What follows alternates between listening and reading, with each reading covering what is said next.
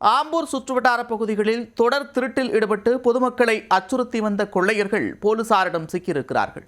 ஆட்கள் இல்லாத வீட்டை குறிவைத்து திருட்டில் ஈடுபட்டு அலறவிட்ட கொள்ளையர்களின் அதிர்ச்சி பின்னணி என்ன?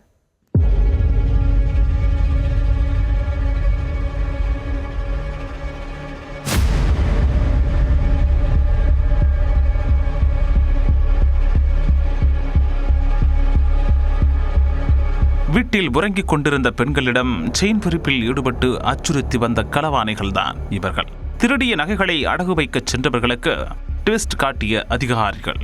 அப்பாவி மக்களை அச்சுறுத்தி வந்தவர்களுக்கு போலீசார் போட்ட எண்ட் கார்டு. நடந்தது என்ன?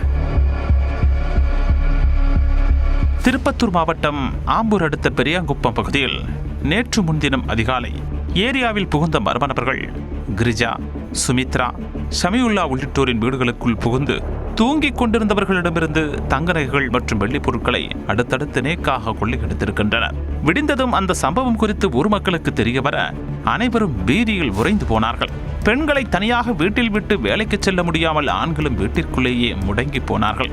இதுகுறித்து ஆம்பூர் கிராமிய காவல்துறையினர் வழக்கு பதிவு செய்து அந்த பகுதிகளில் உள்ள சிசிடிவி கேமரா காட்சிகளை ஆய்வு செய்து விசாரணையை தொடங்கினர்.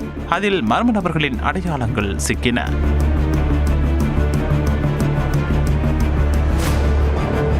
அப்போதுதான் திருடப்பட்ட நகைகளை ஆம்பூர் நகைக்கடை பஜாரில் உள்ள ஒரு அடகு கடையில் அடகு வைக்க இருவர் காத்து கொண்டிருப்பதாக போலீசாருக்கு ரகசிய தகவலும் கிடைத்திருக்கிறது.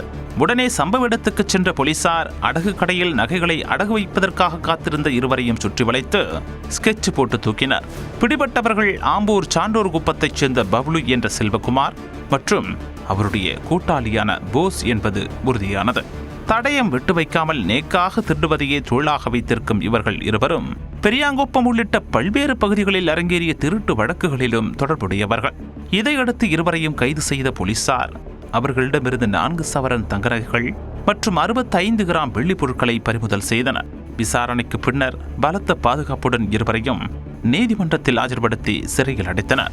இதனால் பெரியாங்குப்பம் பகுதி மக்களின் வாழ்க்கை இயல்பு நிலைக்கு திரும்பியுள்ளது. போலீசார் துரிதமாக செயல்பட்டு கொள்ளையர்களை கைது செய்ததால் அவர்களால் அரங்கேற இருந்த அடுத்தடுத்த கொள்ளை சம்பவத்திற்கு முற்றுப்புள்ளி வைக்கப்பட்டுள்ளது.